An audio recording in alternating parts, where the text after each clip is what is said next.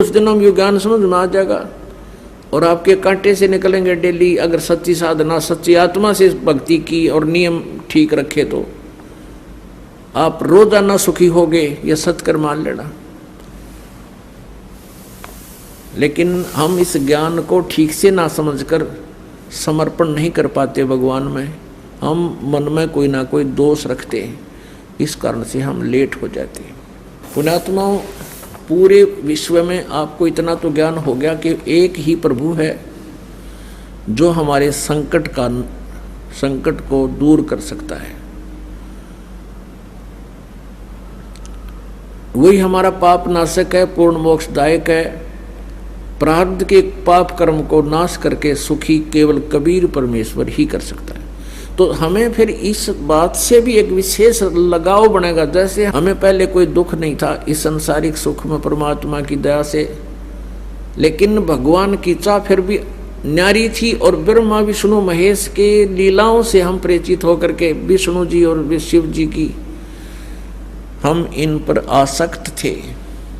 अब हम अपने भगवान कबीर जी की लीलाओं से हम परिचित होंगे तो इनमें भी हमारा एक विशेष प्रेम बन जाएगा।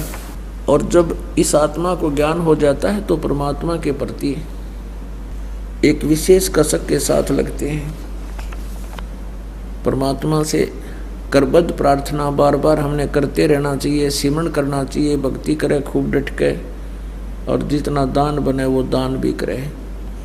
अपने जीवन का मूल उद्देश्य यही बनाओ कि यहाँ से पीछा छूटे एट एनी कॉस्ट, किसी भी कीमत पे। परमात्मा ने तो यहाँ तक बता दिया है कि सिर साटे की भक्ति है और कुछ नहीं बात। और सिर के साटे पाइए ओग तलखनाथ, जब लग कहते हैं सिर के साटे जो हरी मिले तो भी सस्ता जाने। कोट शीस तन दे लिए यम राजा की भेंट, एक शीस तू देकर लिख ले सतगुरु अपने की भेंट। अब सिर कैसे देना है, कोई काट कर नहीं देना। शीश देने का अर्थ है कि जैसे गुरुदेव कहे आज्ञा का पालन करें। और ये शरीर ये शीश परमात्मा का मान ले। एक संत थे, वो अपने शिष्यों को समझाया करते थे, ज्ञान दिया करते थे कि वे गुरु की आज्ञा का पालन करना चाहिए। जो अपने गुरु का वचन नहीं मानता है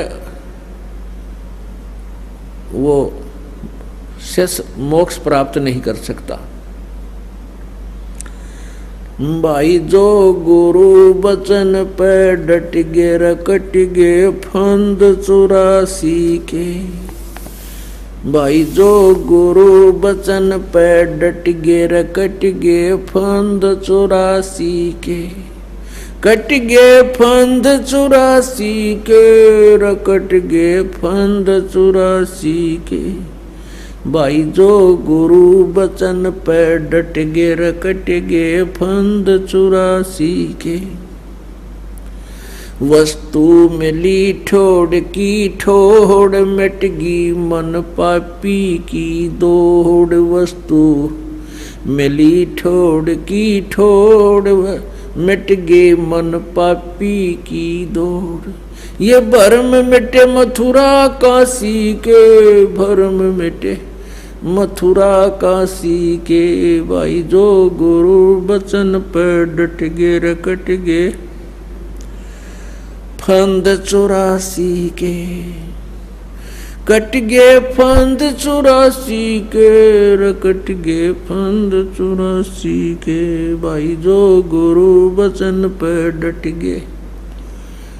अब वो गुरुजी अपने शिष्यों को ये दृढ़ किया करता था कि गुरु की आज्ञा का पालन अवश्यमेव करना चाहिए। ऐसे शिक्षा दे रहे थे। और फिर कुछ देर के बाद कहते हैं कि भी सभी 5-7 जितने शिष्य थे आश्रम में कहने लगे, भाई इधर आओ बच्चों, आकांत जी, कि मेरे सिर में 5-5 जूते लगाओ। अब अभी तो गुरुजी कह रहे थे कि भाई गुरु के वचन का पालन करना चाहिए। और फिर गुरुजी के बारे में ये भी बताया जाता है कि गुरु is God. Suppose Guru is God. परमात्मा को मूलधन 100 रुपये मानना पड़ता है गुरु जी को। भगवान सपोज करके इसे गुरु जी को भगवान मान के हम अपने मोक्ष प्राप्ति वाले इस प्रश्न का हल कर सकते हैं और इसका कोई विकल्प नहीं। अब भगवान के गुरु के जूते मारे तो मर गया, और ना मारे तो आदेश हो गया। अब सभी सुन्न हो गए, अकाद अच्छे धर्म संकट में फंसे भाई। अब गुरुजी कहता रहा मैं क्या कह रहा हूँ भाई, गुरुजी की आज्ञा का पालन अवश्य करना चाहिए। नहीं उठा कोई भी, एक खड़ा हुआ, अपना जूता निकाला, गुरुजी के चरणों में बैठ गया, जो चारपाई पर आसन पर विराजमान थे। जमीन पर विराजमान होकर के उनके सामने सिर रखे, अपने सिर में 5 जूते मारे। अब गुरुजी ने कहा भाई डांडी मत मारे, मैंने तेरे में नहीं कहा, मेरे में कहा, मेरे सिर में मार जूते। तब उस दास ने कहा कि गुरुदेव ये शीश भी दास का आपका ही तो है, ये शीश आपका ही तो है, आपके शीश में जूते लगा रहा हूं। तो पुण्यात्माओं ये देखना चाहते थे कि इसमें विवेक कितना है, इनमें ये कितने समर्पित हैं, ऐसे शीश देना है।